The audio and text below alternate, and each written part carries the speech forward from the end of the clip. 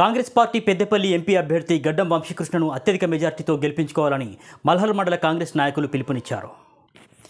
మంత్రి దుద్దిల శ్రీధర్బాబు ఆదేశాల మేరకు భూపాలపల్లి జిల్లా మల్హర్రావు మండలంలోని అడవాలపల్లి, కిషన్రావుపల్లి, పెద్దతుండ్ల, గాదంపల్లి గ్రామాల్లో ఎంపీపీ, జెడ్పీటీసీ మండల నాయకులు ఎన్నికల ప్రచారాన్ని చేపట్టారు.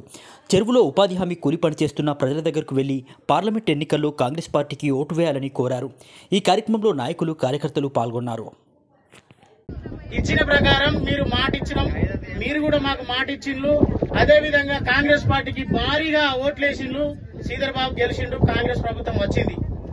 వచ్చినాక మీ మాటకు తప్పకుండా 5 గ్యారెంటీలు అమలు అయినాయా కాలేదా మీరు చూడండి ఒకసారి.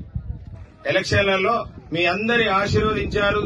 శ్రీధర్బాబు గారిని చేతి గుర్తుకు ఓటేసి భారీ మెజార్టీ ఇచ్చి ఈరోజు తెలంగాణ రాష్ట్రంలో ముఖ్యమంత్రి తర్వాత అంత ప్రాముఖ్యత ఉన్నటువంటి పదవిలో ఉన్నటువంటి మన ప్రాంత బిడ్డ, మన నాయకుడు, మన ఓట్లతోటి గెలిచినటువంటి నాయకుడు దుద్దిల శ్రీధర్బాబు గారు. దానికోసమని మరి ఇక 4 నెలలకే మళ్లీ భారతదేశానికి ప్రధానమంత్రిని నిర్ణయించేటువంటి ఎన్నికైనటువంటి పార్లమెంట్ ఎన్నిక వచ్చిందమ్మా.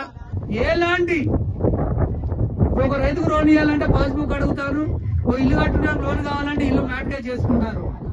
మహిళా సోదరుమనులే కుటుంబాన్ని పోషిస్తారు, పిల్లలు పెంచుతారు అన్న ఆలోచనతో 20 లక్షల వరకు మహిళా సంఘాలకు లోన్ ఇచ్చడానికి రేవంత్ రెడ్డి గారు, శ్రీధర్బాబు గారు ఆదేశించిన బ్యాంకులకు క్లియర్ కట్టుకున్న ఆలోచనతో మరి 20 లక్షలు కూడా ఈ మధ్యలో ఫైల్ కావచ్చు కొన్ని